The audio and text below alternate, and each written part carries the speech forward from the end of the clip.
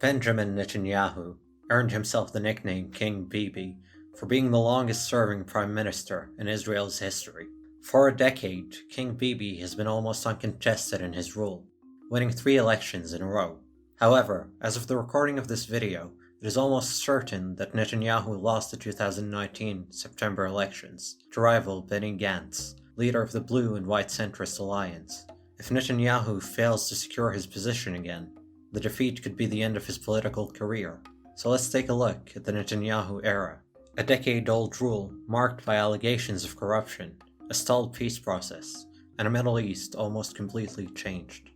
In this first installment of Who's Who in the Middle East, born in Tel Aviv in 1949 to a Polish father and an American mother, Netanyahu's family moved back and forth between Israel and the United States. After graduating high school in the United States, Netanyahu returned to Israel and joined the Israeli army, where he served for 5 years in an elite special force unit.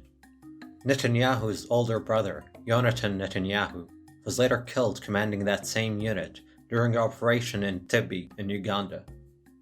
Netanyahu reached the level of captain in his unit and took part in many military operations, most notably a raid on Beirut's airport in 1968 and the October War of 1973 with Egypt.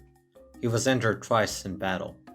As a soldier during the War of Attrition in 1969, Netanyahu nearly drowned in the Suez Canal when the boat carrying him and his team for a midnight mission came under Egyptian fire. The Egyptian attack that night killed 1 soldier and almost killed Netanyahu, who was dragged out of the water half unconscious and pulled to safety by his comrades. Recalling that night in front of the US Congress in 2011, Netanyahu said, "I remember what it was like before we had peace. I was nearly killed in a firefight inside the Suez Canal. I mean that literally." After his military service, Netanyahu returned to the States to continue his studies. But following the death of his older brother Yonatan, Netanyahu came back to Israel, where he founded and headed the Yonatan Netanyahu Anti-Terror Institute, where Netanyahu made his first important political connections, which led him to be appointed as the Deputy Chief of Mission at Israel's embassy in the United States, and later as Israel's ambassador to the United Nations. In 1988, Netanyahu became a Knesset member, representing the Likud right-wing party. In 1996, Prime Minister Yitzhak Rabin was assassinated because of his peace initiative, and 2 suicide bombings rocked Israel and killed 36 people. Netanyahu ran for Prime Minister under the slogan Netanyahu Osim Shalom B'Toach, or Netanyahu making a safe peace, catering specifically to right-wing voters, who were violently opposed to Rabin's peace initiative. The campaign worked. Netanyahu won, making him the youngest Israeli prime minister to hold the position. He then proceeded to form a right-wing coalition, making an alliance with both right-wing and ultra-Orthodox parties, something he would do many more times in his political career.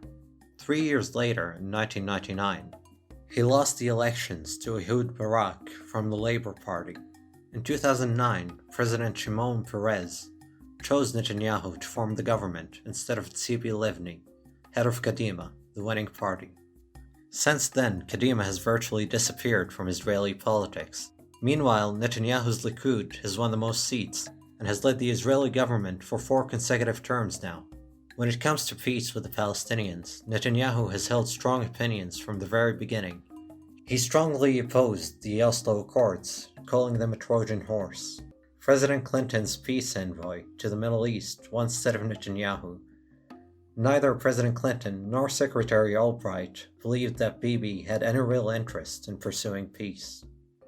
In a 2001 video talking about his time in office, Netanyahu said, "They asked me before the election if I'd honor the Oslo Accords. I said I would, but I'm going to interpret the Accords in such a way that would allow me to put an end to this galloping forward to the 67 borders." These borders, shown here. Netanyahu continued, "How did we do it? Nobody said what defined military zones were. Defined military zones are security zones. As far as I'm concerned, the entire Jordan Valley is the defined military zone. Go argue."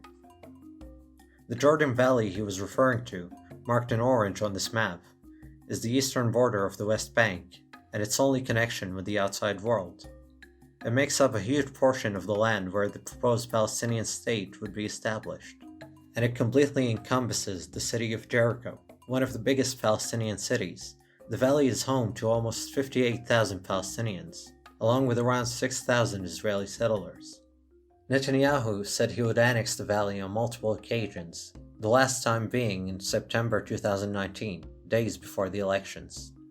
Throughout his political career, Netanyahu has shown little commitment to the two-state solution. In fact, the first time ever that Netanyahu endorsed a Palestinian state was in a speech in 2009. In that speech, Netanyahu declared his vision for a Palestinian state, putting forth a number of conditions for that vision to happen. 1. The Palestinian state would have no military, and security measures would ensure that weapons would never be allowed in. Netanyahu repeated this condition many times, citing Israel's withdrawal from the Gaza Strip and the consequent Hamas takeover. Netanyahu said the mistake in Gaza would never be repeated, and that he will not allow the West Bank to be turned into what he called a base for terrorists. 2. Jerusalem would forever remain the undivided capital of Israel, negating any possibility of shared sovereignty over the city, which has always been part of the two-state solution. 3. The Palestinians must recognize Israel as the Jewish national state with Jerusalem as its capital. 4. No right of return for the Palestinian refugees to Israel. Their issue must be resolved elsewhere, as their return to Israel would, according to Netanyahu, undermine Israel's existence as the state of the Jewish people. 5. Israeli settlements in the West Bank, which are illegal under international law, will be allowed to grow to accommodate for natural growth, including that from immigration, but no new settlement would be built in the Palestinian state. These conditions were not exactly welcomed by the Palestinian people, the Palestinian Authority, or the Arab League. To them, the proposed state was not viable. Plus, the right of return and Jerusalem were two issues which no Palestinian or Arab leader had dared to offer any compromise on. Also, Netanyahu's proposal left a lot of questions unanswered. What would be of Jerusalem's Palestinian population, who only have residency in the city, but hold no Israeli or Palestinian citizenship? Would the Israeli settlements in the West Bank be part of Israel or Palestine?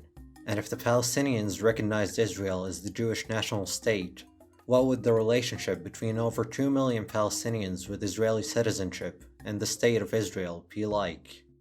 Speaking of the Palestinian Authority, a direct consequence of the Oslo Accords between Israel and the Palestinian Liberation Organization, despite constant security collaboration between the PA and Israel, Netanyahu's relationship with the Palestinian Authority has been turbulent, to say the least.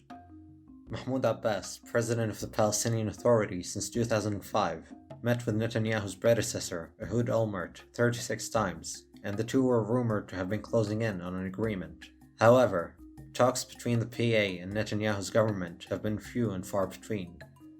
Having little trust in Netanyahu's right-wing government and fearing peace talks were only meant for stalling while Israeli settlements control more and more land in the West Bank, the PA decided that they would only return to peace talks under the condition that Israel should freeze the expansion of settlements in the West Bank completely.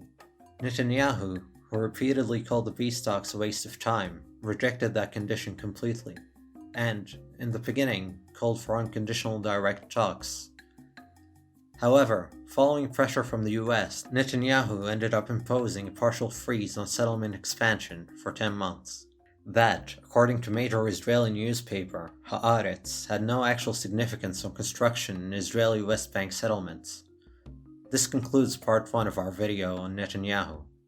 Stay tuned for part 2, where we discuss Netanyahu's effects on politics in Israel, his relationship with the Palestinians, the Arabs, and the world, and his many controversial moments, and to find out if the partial settlement freeze successfully kickstarted the peace process. Spoiler alert, it did not. If you liked this video and found it useful, please give it a thumbs up and share it with your friends. For more quality content, specifically about the Middle East and North Africa regions, please subscribe to Middle East Explained and hit the bell icon so you don't miss any of our uploads. And if you're feeling generous, consider being one of our first supporters on Patreon so you can be a part of this exciting journey. Until next time, Have a wonderful, wonderful day.